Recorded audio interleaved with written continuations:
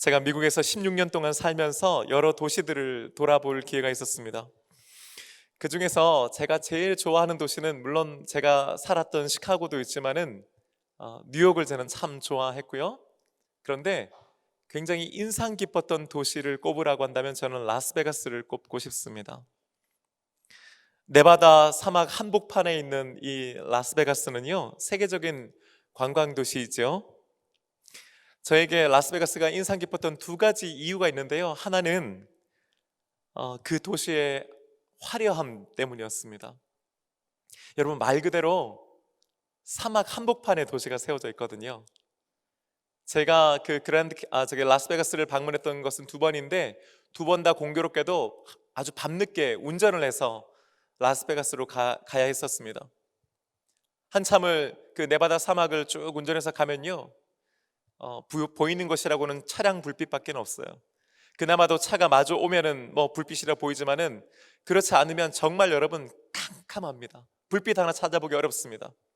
그러다가 저 멀리 앞에서 엄청나게 큰 불빛을 발견하게 되는데 그 불빛 전체가 바로 그 라스베가스 도시의 불빛입니다. 차를 세워놓고요, 한동안 그 불빛을 멀리서 바라봤던 기억이 아직 있습니다. 멀리 봤을 때도 그 도시가 너무너무 화려하거든요. 여러분, 막상 그 도시 안으로 들어가면 정말 입이 떡 벌어집니다.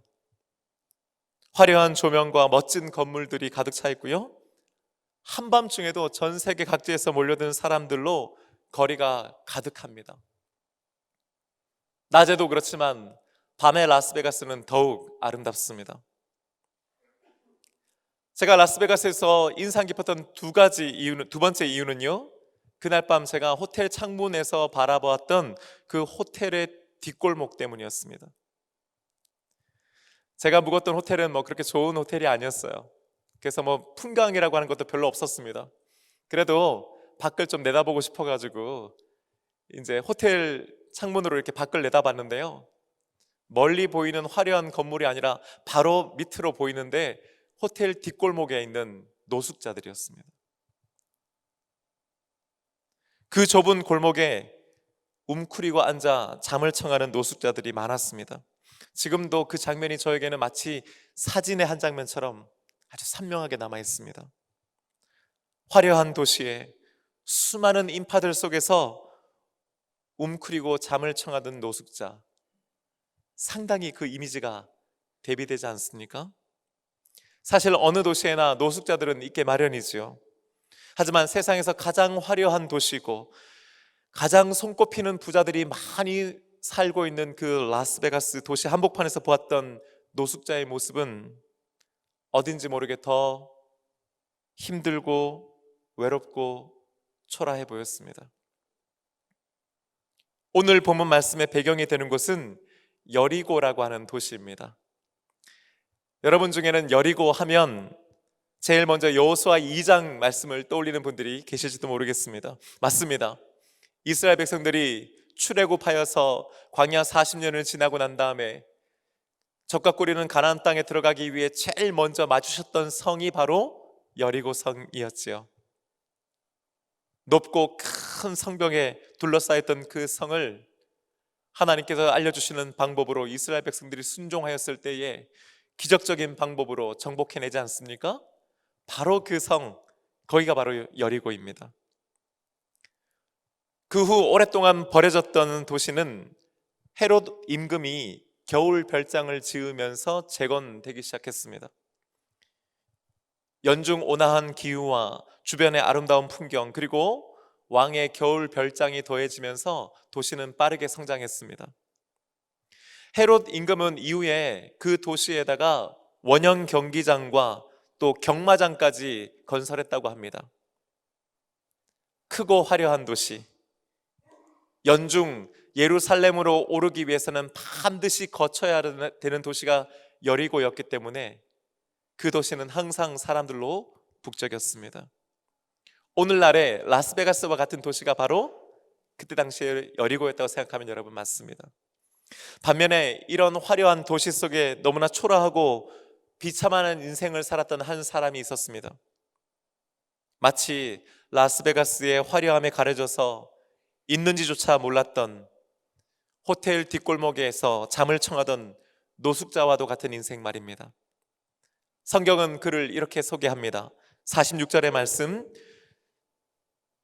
디메오의 아들인 맹인 거지 바디메오가 길가에 앉았다가.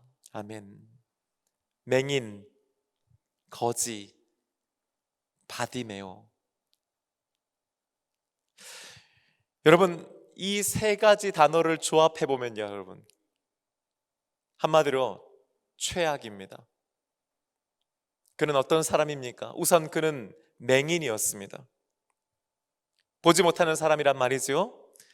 옛 어른들이 몸이 1000냥이면 눈은 900냥이라고 하셨지 않습니까? 그만큼 이 몸에서 이 눈이 차지하는 비중이 그만큼 크고 중요하다라고 하는 의미 아니겠어요? 근데 맹인인 거예요. 보지 못해요. 맹인들을 위한 여러 가지 많은 장비나 제도들이 그나마 갖춰져 있는 오늘날에도 막상 맹인으로 산다는 것은 얼마나 힘들고 어려운 일이겠습니까? 그나마도 요즘은 좀 나아졌지만은 한때는요, 이 맹인들이 지나다니면은 다 쳐다봤던 때가 있었지 않습니까? 또 짓궂은 사람들은 괜히 놀리고 장난을 치기도 했던 것 같습니다. 당시 맹인들의 삶은 그보다는 훨씬 더 어려웠겠지요. 맹인이 된다고 하는 것은 단순히 앞을 못 보는 불편함을 감수해야 하는 그 정도의 차원이 아니었습니다. 좀 더 엄밀하게 말하면 사람 대접을 받지 못했습니다. 이 당시만 하더라도 사람들은 장애나 질병이 신의 징벌 혹은 저주의 결과라고 생각했습니다. 뭔가 죄를 지었고 잘못했으니까 신이 벌을 내리는데 질병이나 혹은 장애로 벌을 준다라고 믿었다는 거예요. 그러니 당시에 맹인이 된다는 것, 맹인으로 산다는 것은 단순히 앞을 보지 못한다라고 하는 어떤 의학적인 선언뿐만 아니라 신의 징벌을 받았다고 하는 종교적인 정죄의 의미도 함께 가지고 있었던 겁니다. 쉽게 말해서 맹인은 곧 죄인이었습니다. 몸이 불쾌한 것만 해도 여러분 얼마나 힘들고 억울했겠습니까? 누구는 맹인 되고 싶어서 됩니까? 그런데 죄인이라고 하는 손가락질까지 받아야 했으니 그들의 삶이 얼마나 힘들고 어려웠겠습니까? 이렇게 생각해 본다면은 바디메오가 거지였다고 하는 것은 하나 이상할 것이 없지요. 아마 그는 아무것도 배우지 못했을 것입니다. 어떤 기술도 익히지 못했을 거예요. 아니요, 설사 배웠다 한들, 할 줄 안다 한들 죄인이라고 손가락질 받는 사람과 누가 같이 일하고 싶겠습니까? 누가 그런 사람에게 일을 맡기겠습니까? 그러니 그런 그가 할 수 있는 것이라고는 길거리에 앉아 지나가는 사람들에게 구걸하는 것밖에는 없었던 것입니다. 그래도 어떤 분은 아유, 맹인이고 거지인 주제에 그래도 성경에 이름이라도 기록되어 있으니까 그건 얼마나 좋습니까? 하실 분들이 계실지도 모르겠어요. 맞습니다. 성경은 그의 이름이 바디메오였다고 정확하게 기록하고 있죠. 그런데 여러분, 이 바디메오라고 하는 이름의 뜻을 알면 그런 생각하지 않게 됩니다. 사실 바디메오 할 때 이 바라고 하는 것은 아들이라고 하는 뜻이고요, 디메오라고 하는 것은 그 아버지의 이름입니다. 그러니 바디메오라고 하는 것은, 그 이름은 어떤 특별한 의미가 있거나 가치가 있거나 거기에 어떤 부모나 가족들의 소망이 담긴 그런 이름이 아닌 거예요. 어떤 이름인 거예요? 이름이 없는 거예요, 사실은. 부모로부터 어떤 이름도 받지 못해서 부르긴 불러야 되는데 뭐라고 부르는 거예요? 왜 그거 있잖아, 그 디메오의 아들 있잖아. 여러분, 이게 바로 바디메오라는 이름입니다. 맹인, 거지, 바디메오. 그런데 여러분, 바디메오가 디메오의 아들이라고 했잖아요, 그렇죠? 그런데 이 디메오라고 하는 이름도 보통 이름은 아닙니다. 디메오라고 하는 이름은요, 더러운, 불결한이라고 하는 뜻을 가지고 있습니다.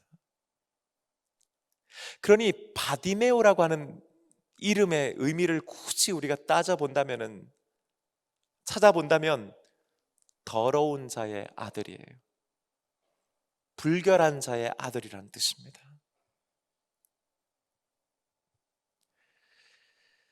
맹인, 거지, 바디메오, 이 세 가지로 미루어 보아 우리가 결론 내릴 수 있는 것이 있죠? 살아도 산 인생이 아니에요. 아무런 능력도 힘도 희망도 없는 인생이지요. 철저하게 외면받고 버림받은 인생이라고 하는 것을 우리는 알 수 있습니다. 심지어 그 부모로부터 이름도 제대로 받지 못한 인생, 그가 바로 맹인, 거지, 바디메오였습니다. 이런 그에게 사는 게 무슨 의미가 있겠습니까? 어제와 똑같은 오늘보다 한치도 달라지지 않을 것 같은 내일을 그냥 그렇게 살아가는 겁니다. 죽지 못해 사는 하루하루가 이어져 오지 않았겠습니까? 아니요, 어쩌면 죽을 용기조차도 내지 못하는 불쌍한 인생이 바로 바디메오의 인생이었습니다. 그날도 늘 구걸하던 그 시간, 그 자리에 그는 앉아 있었습니다. 그런데 바디메오가 오늘은 뭔가 좀 이상하다라고 하는 느낌을 가지게 됩니다. 눈은 보지 못하면 오히려 다른 감각들이 더욱 발달한다고 하지 않습니까? 아마 바디메오는 뭔가 오늘 이상하다라고 하는 것을 느꼈던 것 같습니다. 그렇지 않아도 늘 붐비던 그 거리에 그날따라 더 많은 사람들이 오고 가는 겁니다. 영문을 알지 못했던 바디메오 옆에서 누군가가 이렇게 소리쳤습니다. 나사렛 예수시다! 예수님이다! 예수님이 오셨다는 거예요. 이때는 예수님의 3년 공생의 기간 중에 절정에 해당하는 시기였습니다. 예수님께서는 갈릴리에서의 사역을 마무리하시고 예루살렘으로 향하고 계셨습니다. 왜 그분은 예수님께서는 예루살렘으로 향하고 계셨습니까? 이제 곧 자신이 말씀에 예언된 대로 고난받으시고 십자가에 달려 죽기 위해서였습니다. 주님은 그것을 알고 계셨습니다. 하지만 당시 예수님을 따르던 제자들, 심지어 예수님의 12제자들조차 예수님께서 예루살렘으로 가시는 그 이유를 전혀 다르게 생각했습니다. 그들은 예수님께서 이제 백성들의 지지를 얻고 왕의 자리에 오르실 것을 기대했습니다. 왕의 자리에 올라서 로마로부터 독립을 쟁취해낼 것을 기대했습니다. 또 어떤 사람들은 자신들의 가난과 질병의 문제를 해결해 주시는 메시아로 그분을 여겼습니다. 사실 그들이 그렇게 믿는 것은 무리가 아니었습니다. 예수님의 의도와는 상관없이 예수님께서 선포하신 모든 말씀들과 그분께서 행하신 모든 이적과 기사들은 하나같이 사람들을 깜짝 놀라게 할 만한, 또 기대감을 가지게 할 만큼 놀라운 것이었기 때문이지요. 물을 포도주로 만드신 일을 시작으로 해서 바람과 파도를 잔잔케 하신 일, 나면서부터 걷지 못해 안전뱅이로 있던 자를 일으켜 세우신 일, 한센병 환자들을 고쳐주신 일, 눈먼 자들을 보게 하신 일, 무엇보다도 오병이어의 기적과도 같은 놀라운 일을 일으키셨으니 그것은 눈앞에서 그것을 보고서도 믿기 어려울 만큼 놀라운 것, 대단한 것 아니었습니까? 이런 예수님에 대한 소문은 퍼지고 퍼져서 여리고 성의 길가 구석 어느 곳에 앉아있는 맹인 거지 바디메오의 귀에까지 들려오게 됩니다. 바디메오는 이미 나사렛 예수님에 대한 소문을 들어 알고 있었습니다. 그리고 그 소문으로만 듣던 예수님이 지금 자신의 근처를 지나가고 계신다는 걸 알게 된 겁니다. 여러분 같으면 어떻게 하시겠습니까? 순간 바디메오는 가만히 있을 수가 없었습니다. 무기력하고 아무런 의지도 없던 그에게 뭔가 내적인 변화가 생긴 겁니다.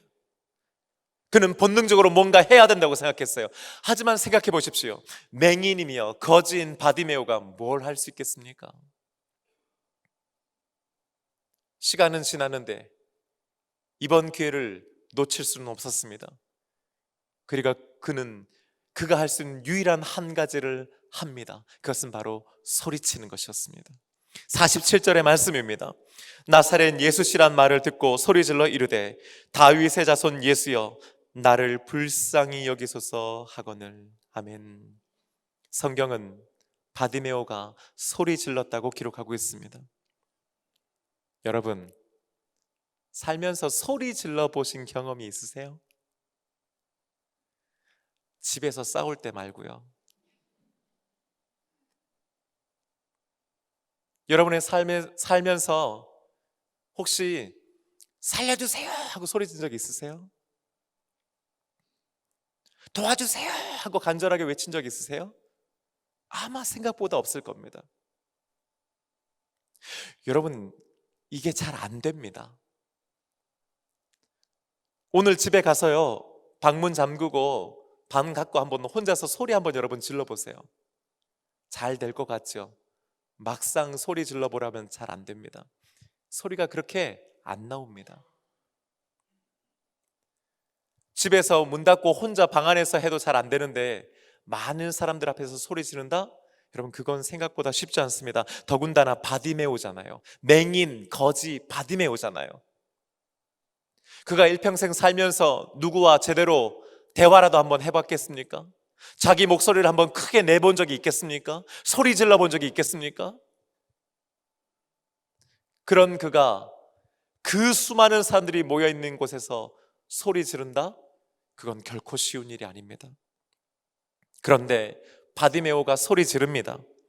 다윗의 자손 예수여 나를 불쌍히 여기소서. 도대체 어디에서 그런 용기가 생긴 걸까요? 어디에서 그런 힘이 나온 걸까요? 어디 한 번만 외쳤겠습니까? 어쩌면 처음에는 쭈삣쭈삣 용기가 안 나서 목소리가 크게 나오지 않았을지도 모르죠. 아니요, 근데 한 번 하니까 이게 되는 거예요. 한 번만 외쳤을까요? 아니요. 두 번, 세 번 반복해서 다윗의 자손 예수여 나를 불쌍히 여기소서 그가 외치기 시작한 겁니다. 그러자 옆에 있던 사람들이 시끄럽다고 조용히 하라고 그를 윽박지릅니다. 늘 길을 걷다가 구석에 누워있는 맹인 거지 바디메오를 사람들은 알고 있었을 겁니다. 뭐야? 저거 맹인 거지 바디메오 아니야? 죄인 아니야? 어디에 사람들이 많은데 네가 까불어? 네가 어디라고 지금 소리를 질러? 사람들은 윽박질렀을 겁니다. 사람들은 그를 막으려고 했습니다. 하지만 그 누구도 바디메오를 막을 수가 없었습니다. 성경은 그가 더욱 심히 소리 질렀다고 기록합니다. 여러분, 원문을 보면요, 이게 에크라젠이라고 하는 단어인데 이 단어는 소리 지르다, 외치다 하는 뜻과 함께 울부짖다, 절규하다라고 하는 뜻도 있습니다. 다윗의 자손 예수여 나를 불쌍히 여기소서. 그는 단순히 목소리만 크게 해서 외친 것이 아닙니다. 그는 절규한 겁니다. 여러분, 오늘 이 바디메오의 외침이 여러분에게는 어떻게 들리세요? 그는 살면서 나를 불쌍히 여겨 주십시오를 오늘 처음 말한 것일까요? 생각해보면은 나를 불쌍히 여기소서는 어쩌면 바디메오가 태어나서 지금까지 제일 많이 한 말들 중 하나라고 저는 생각합니다. 왜요? 그래야 먹고 살지요.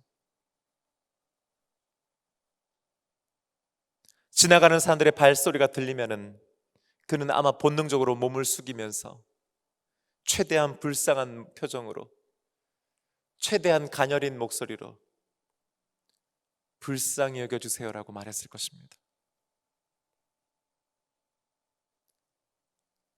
그러면 동전 하나라도, 빵 한 조각이라도 얻어 먹을 수가 있었기 때문이죠. 그런데 바디메오가 예수님께는 그렇게 하지 않습니다. 늘 그랬듯이 비굴한 표정으로 불사형이 받기 위해서 과장된 몸짓이나 혹은 자신감 없는 목소리로 말하지 않습니다. 그는 외쳤습니다. 소리 질렀습니다. 울부짖었습니다. 아니요, 그는 절규했습니다. 왜입니까? 최대한 공손한 표정으로, 공손한 목소리로 불쌍하게 나를 좀 도와주십시오 하면은 당장 몇 푼은 손에 쥘 수 있고 몇 개의 떡덩어리는, 빵덩어리는 지울 수 있지 몰라도 늘 그냥 그렇게 사는 겁니다. 달라지지 않습니다. 하지만 그의 마음 가운데 더는 그렇게 살고 싶지 않았던 겁니다.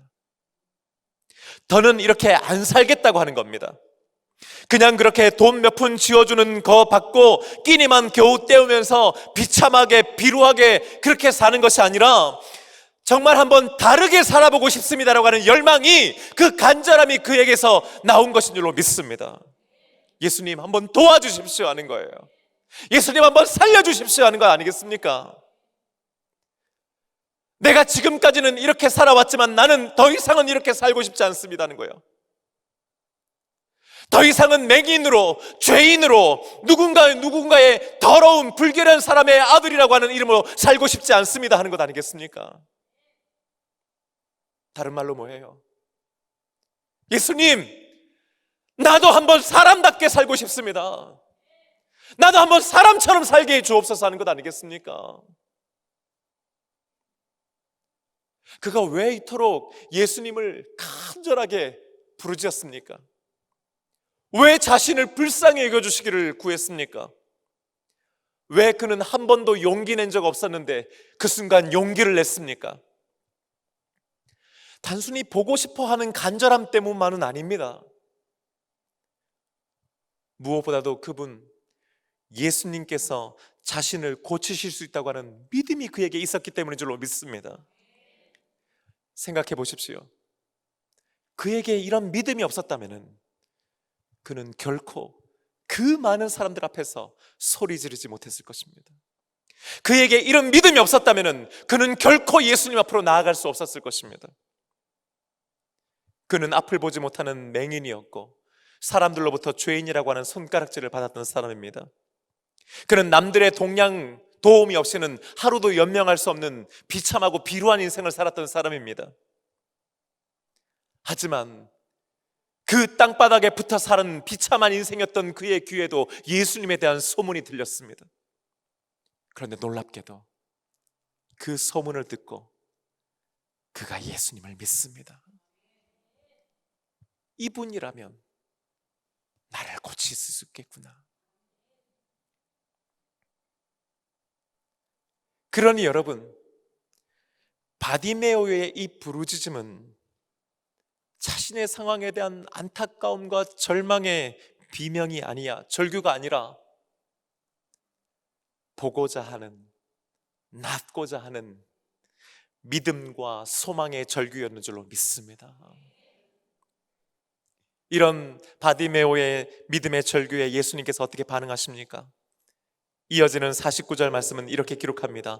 예수께서 머물러 서서 저를 부르시니. 할렐루야. 예수님께서 그 절규를 들으셨습니다. 그리고 가시던 걸음을 멈추어 서십니다.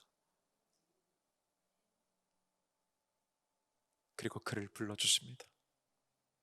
여러분, 제가 방금 전에 말씀드렸듯이 예수님은 지금 어디로 향하고 계셨습니까?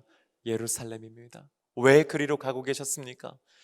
자신이 고난받고 죽으시기 위함이요, 주님은 그것을 이미 다 알고 계셨습니다. 그뿐입니까? 자신 옆에서 지금 자신을 호위하고 따라오고 열광하는 이 모든 사람들이 그런 예수님의 마음을 도무지 알지 못한다는 사실도 예수님은 알고 계셨습니다. 마음이 얼마나 힘드셨겠습니까? 얼마나 외로우셨겠습니까? 또 얼마나 답답하셨겠습니까? 그럼에도 불구하고 그 순간 저 길 모퉁이 한 구석에서 자신을 향해 절규하는 그 맹인 거지 바디메오의 목소리를 주님께서는 들어주신 줄로 믿습니다. 그 가시던 걸음을 멈추었으십니다. 그를 향해 방향을 트십니다. 그리고 그를 불러주십니다. 우리가 주님을 향해 부르짖을 때에 주님은 결코 외면하는 분이 아니십니다. 그분은 가시던 걸음을 멈춰주시는 분이십니다. 우리를 향해 몸을 틀어주시는 분이시요, 우리를 불러주시어 우리를 고쳐주시는 분이신 줄로 믿습니다. 사랑하는 여러분, 오늘 이 말씀 속에 등장하는 맹인 거지 바디메오, 불쌍한 사람이지요. 그런데 이 맹인 거지 바디메오가 나와 좀 닮아 있지 않습니까? 물론 우리들은 맹인은 아니지요. 우리는 거지도 아니고 디메오의 아들, 딸도 아닙니다. 하지만 여러분, 두 눈 멀쩡히 뜨고 있지만 언제나 우리가 불안하고 두려운 것은 내 인생의 한 치 앞도 우리가 보지 못하기 때문 아닙니까?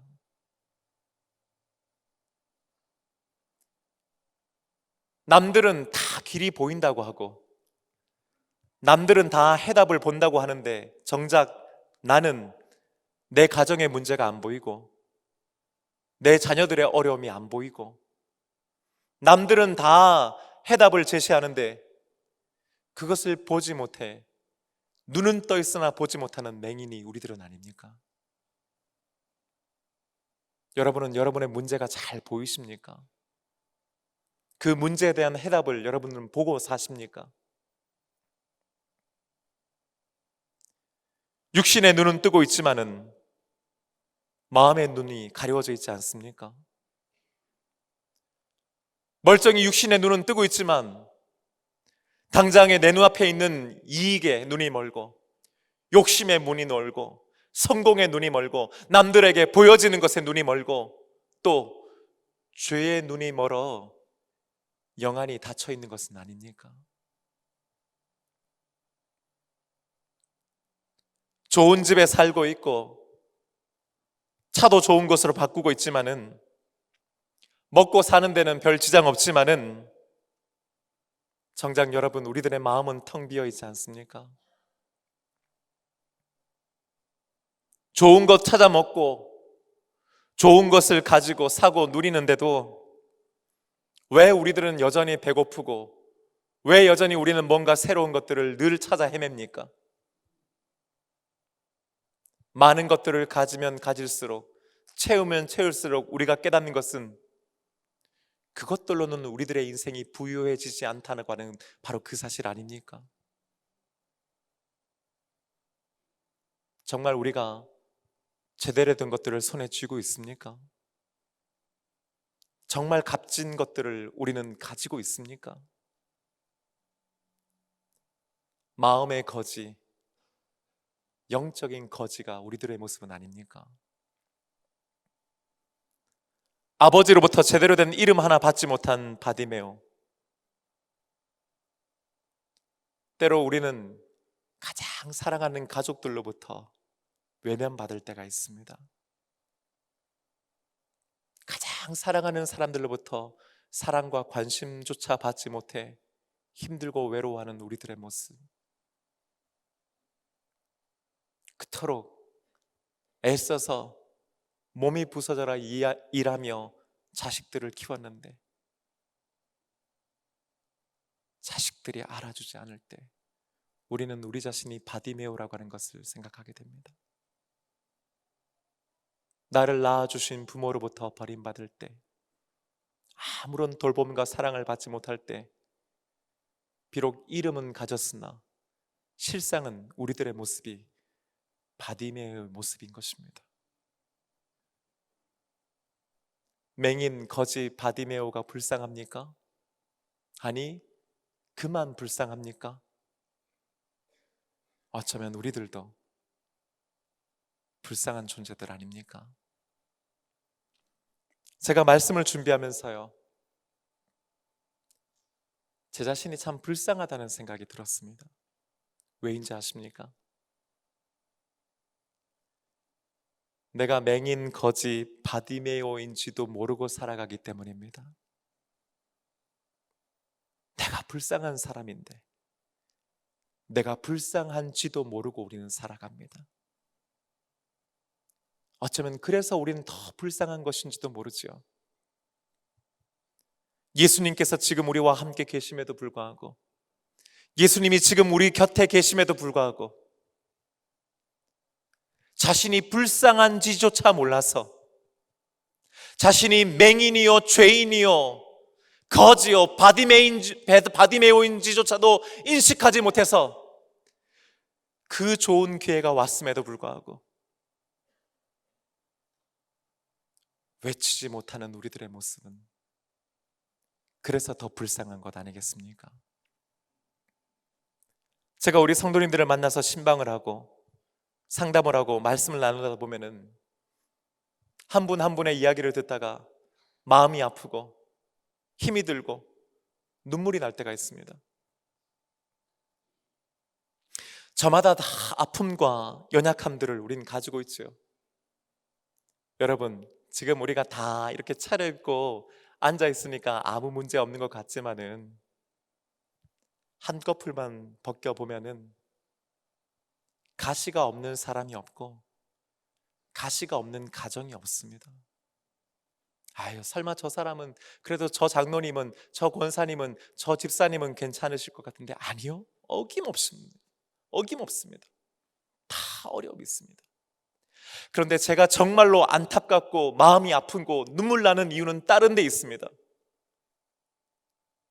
그렇게 힘이 들고 어렵다고 하면서도, 그렇게 아파하면서도, 그렇게 죽겠다고 하면서도 주님께 나아가지 않습니다. 기도하지 않습니다. 주님을 향한 그런 간절함이 우리에게는 없습니다. 주님께 그렇게 절박하게 소리치지 않습니다. 우리는 절규하지 않습니다. 마치 괜찮은 척 삽니다. 믿음 생활도 나는 아무 문제 없는 것처럼 합니다. 그런데 여러분, 정말 그러십니까? 정말 여러분 괜찮습니까? 주님께 나를 좀 불쌍히 여겨 주옵소서 하지 않아도 될 만큼 여러분 잘 살고 있습니까? 물질의 문제, 관계의 문제뿐, 건강의 문제뿐만 아니라 여러분 정말 영적으로 우리가 지금 괜찮은 상태입니까? 혹시 죄인인데 죄인인지도 몰라서 회개하지 못하는 것처럼 내가 불쌍한 존재인데 사실은 불쌍한 존재인지도 모른 채 살아가고 있는 것은 아닙니까?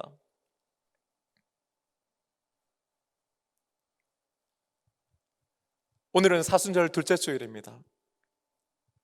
제가 이번 사순절을 묵상하고 준비하면서 이번 사순절 기간 동안에 우리 주님께 어떤 믿음의 고백을 우리가 좀 올려드려야 될까? 우리는 뭐라고 고백해야 될까? 아니, 바꿔 말하면 주님께서는 우리로부터 어떤 고백을 듣기를 원하실까를 생각하면서 지난주에는 내가 죄인입니다 였고, 이번 주는 나를 불쌍히 여겨 주옵소서입니다. 여러분, 이번 사순절 기간 가운데 주님 나를 불쌍히 여겨 주옵소서 하는 이 고백을 회복하는 저와 여러분 되시기를 주님의 이름으로 축복합니다. 남편에게는 그럴 수 있습니다. 아내에게는 그럴 수 있습니다. 자식들에게는 그럴 수 있습니다. 하지만 여러분, 우리가 주님께는 다르게 나아가야 합니다. 주님께는 있는 우리들의 모습 그대로를 가지고 나아갈 수 있어야 합니다. 주님, 나를 좀 불쌍히 여겨 주옵소서. 내가 지금까지는 이렇게 살았습니다. 이 문제와 어려움을 내가 어떻게 할 수가 없어서 어쩔 수가 없었습니다. 나를 좀 불쌍히 여겨 주옵소서. 나를 좀 도와주시옵소서. 이 문제를 좀 해결해 주셔서 좀 다르게 살게 하여 주옵소서 하는 거예요.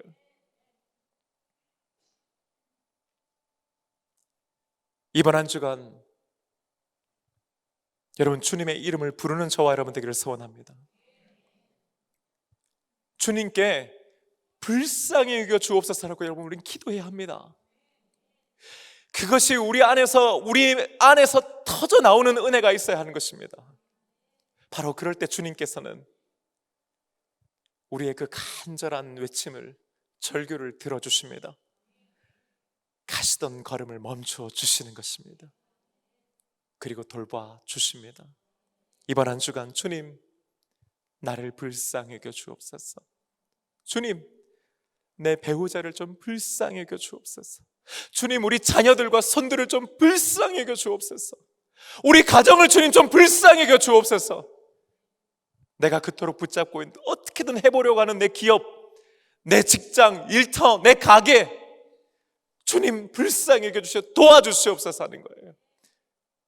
더불어 여러분, 주님 우리 교회를 불쌍히 여겨 주옵소서.